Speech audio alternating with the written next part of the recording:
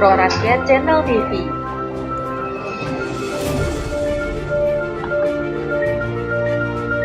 Pro Rakyat Channel TV.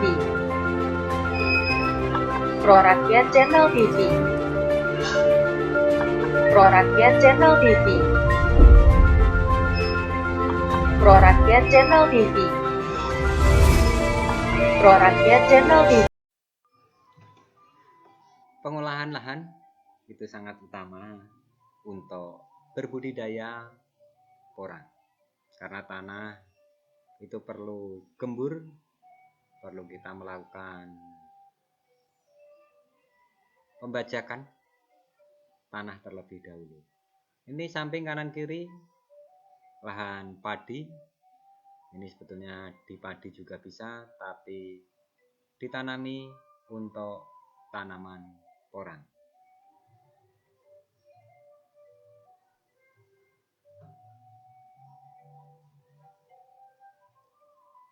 Di areal Kabupaten Karanganyar, di kaki Gunung Lawu, yaitu penanaman porang.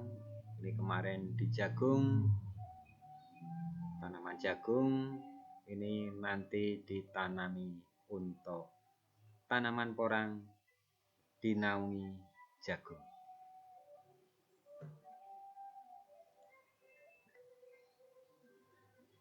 Langkah-langkah yang perlu kita lakukan yaitu untuk berbudidaya porang. Yang pertama adalah yakin kita menanam porang terlebih dahulu. Kita suka tanam porang terlebih dahulu. Setelah kita suka, banyak pembudidaya porang menggila, yaitu tanam porang, banyak-banyak tanam. Karena apa? Yang sudah paham pasti akan menggila berbudidaya porang. Kita menggunakan alat bajak seperti ini biar tanahnya kita gemburkan terlalu dalam, biar nutrisi perkembangan akar itu akan cepat. Untuk langkah yang kedua, setelah kita suka, kita yakin kita berbudidaya porang, terutama persiapan lahan sudah siap. Di bulan-bulan nanti untuk tahun 2021 ini sudah harus persiapan bibit, pembenihan. Kita panen 7 bulan panen, kita harus melakukan penanaman umbi 10-20. Untuk kita panen 2 tahun, kita melakukan pembibitan dengan katak kisaran isi 200 ke bawah. Untuk panen yang ketiga tahun, kita bibit 300 ke atas, itu dari katak. Analisa untuk berbudidaya porang, sisi hasil maupun yang lain bisa lihat di video saya yang kemarin-kemarin. Itu seperti apa hasilnya. Kita terutama untuk berbudidaya porang, kita melakukan penanaman adanya untung, yaitu kita beli bibit 1 kali, kita bisa tanam porang terus menerus. Karena di atas dari ranting daun itu pun muncul katak untuk pembibitan. Yang kita jual umbinya, sisa katak pasti akan sisa apabila kita tanam di lahan itu juga. Secara otomatis kita juga sisa katak perlu kita jual.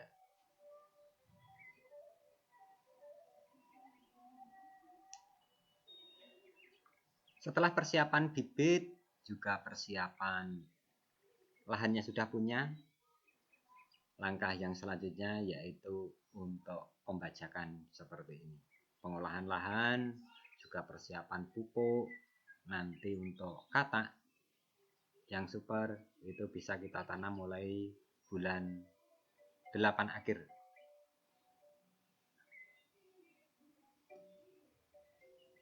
Juga untuk umbi nanti bulan 9 sudah mulai tanam juga katak mini, itu nanti tanamnya kisaran di bulan 10 awal ataupun bulan 9 akhir. Itu tepat untuk kita bertanam.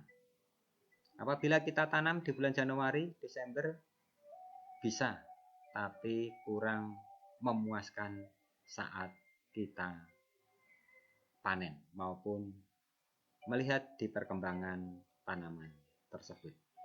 Jadi langkah-langkah untuk berbudidaya porang perlu mempersiapkan terlebih dini untuk kita melakukan berbudidaya porang.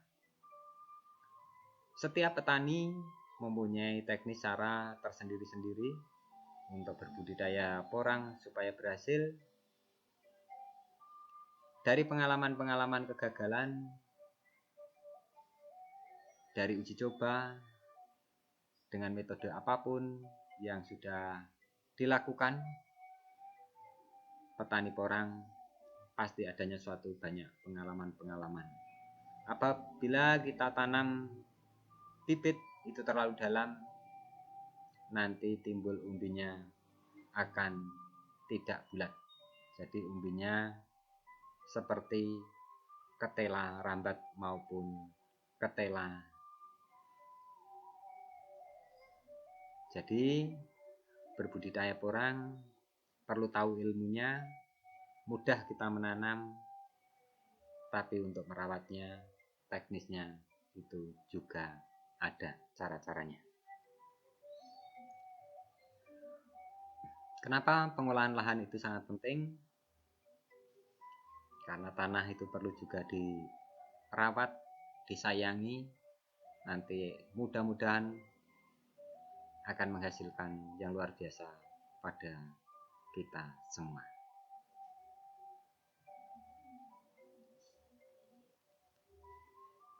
Tanah yang kurang gembur perlu kita gemburkan, kurang dalam perlu kita dalamkan untuk kegemburannya. Ini beberapa kali dibajak, lalu dibajak biar gembur. Setelah gembur nanti kita melakukan penghulutan, pencacahan dan penghulutan. Beda di luar negeri, penggunaan alat-alat sudah canggih, tapi di saya secara pribadi ini belum mempunyai alat-alat yang sangat canggih, jadi sedikit manual kita melakukan penanaman.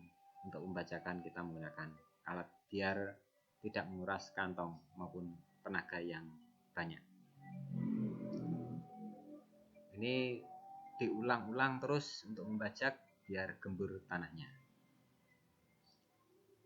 Karena porang itu tanaman berair, akar berair. Apabila tanah terlalu padat, itu pun akan kesulitan untuk perkembangan akar juga umbi pada porang.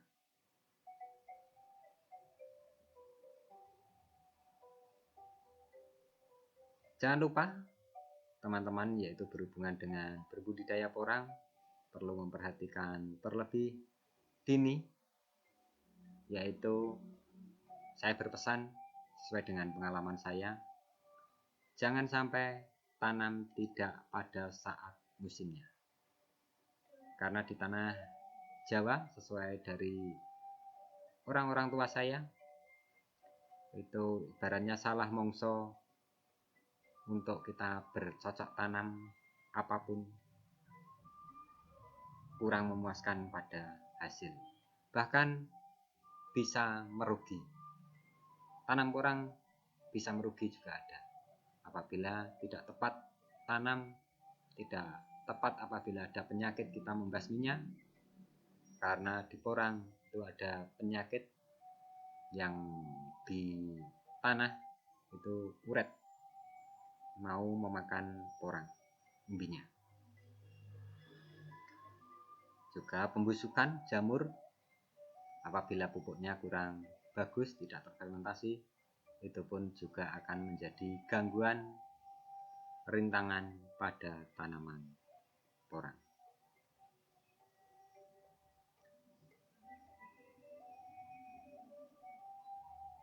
Bulan-bulan perlu persiapan bibit, yaitu bulan 6 kita sudah mulai persiapan bibit sesuai dengan kebiasaan. Itu biasanya mendekati masa tanam apapun, itu bibit akan mahal. Apabila kita mempersiapkan terlebih dini, bisa kita melakukan perawatan karantina bibit, jadi kita akan lebih irit untuk pembiayaan pembelian bibitnya. Karena bibit porang sangat mahal, beda tahun yang kemarin, 4 tahun yang kemarin itu bibit masih murah, 5 tahun yang kemarin masih murah, kata aja 20.000. Untuk tahun 2020 kemarin itu mencapai 300 lebih, bahkan 400-an lebih. Jadi perlu disiapkan terlebih dahulu untuk berbudidaya porang.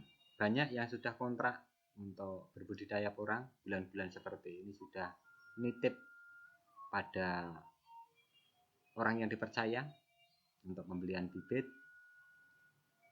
biar harganya nanti bisa lebih murah, lebih ringan untuk pembiayaannya. Mungkin itu yang perlu saya sampaikan pada rekan-rekan semuanya. Berbudidaya porang, teknologi pengolahan tanah di Indonesia maupun di Jepang itu sangat beda, karena mereka menggunakan alat-alat canggih. Yang ada di Indonesia seperti saya petani kecil itu masih secara manual saja. Sekian dari saya.